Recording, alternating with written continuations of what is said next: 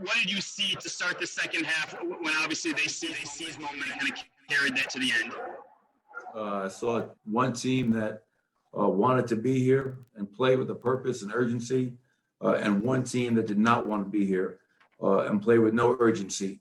And that's why we got our ass kicked. Katie Wingy, Altitude Sports. Hey, Coach, when they're sinking as much as they did defensively tonight, what can you do to counter that, especially when you aren't hitting shots from deep? I don't know. Okay, I'll have to watch the film. We had a lot of guys play really bad tonight, and then we allowed the impact of not making a shot to affect the other end. And it was really, I mean, playoff basketball. Can you sit down and guard one-on-one? It was this was just an embarrassing performance all the way around, from top to bottom. Jacob Toby, 9 News Denver. Coach, was there anything with Michael that you talked about with the back or anything? I mean, how's he feeling after? And did he look right to you out there tonight? Back is fine. Mark Kisla, Denver Post. Hey, Coach, Will Barton gave you a little jolt early. I know it's on minutes restrictions. What more can you, how much more can you utilize Will going forward? Yeah, you know, that was probably the only silver lining to a really rough night all the way around, kids, was Will Barton, who hasn't played in over 7 weeks. And his first game goes out there, gives you 10 and 3, and gave us a bolt of energy in that first half. Makes a 3, blocks a shot, and he hated me when I took him out because he reached his minute restriction, and I understand that. I just told our players it's embarrassing that a guy that hasn't been able to play for 7 weeks was out there leaving it all on the line, and I don't think anybody else did.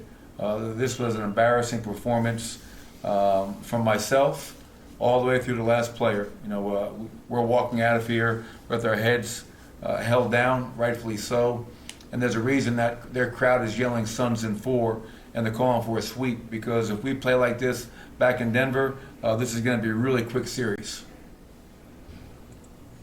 Ashley Neville, Mile High Sports.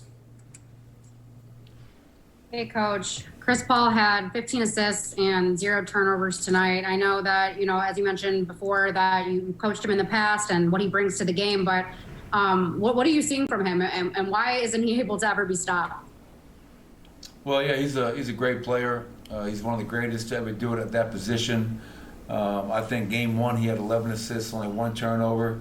So obviously Chris Paul doesn't see us, he doesn't feel us, and we're not impacting what he's trying to do in any way, shape, or form, Ashley.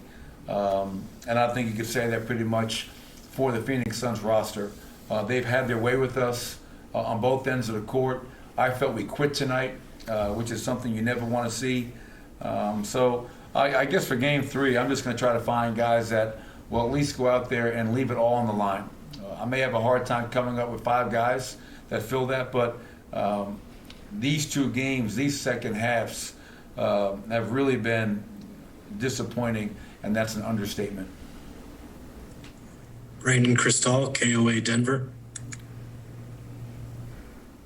Coach, with so many things frustrating you, and understandably so, do you focus more on the emotional energy, that type of stuff, or more X's and O's over the next, 45 hours or whatever? Yeah, well, I think it's probably a combination. You always have to look at the X's and O's side of it, what we're not doing well, why we continue to make some of the same mistakes over and over and over, which is beyond me. When you spent 3 days leading up to game 1, you spent all day yesterday and this morning going into game 2, and guys seem to have a really hard time understanding what they're supposed to be doing and doing things that we've done before. So it's not like it's something new. But then as you mentioned, there's also the emotional side of it and the intangibles. Literally, I saw guys say, I'm not making shots tonight. I'm just going to walk around and mope, and my body language is going to be poor. And I felt that was the 5 guys on the court. That was the 12 guys on the sideline.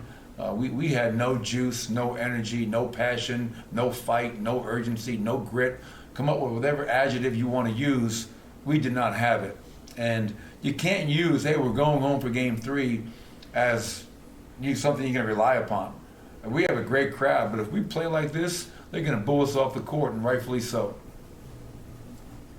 All right, that'll do it for tonight. Thank you, Coach.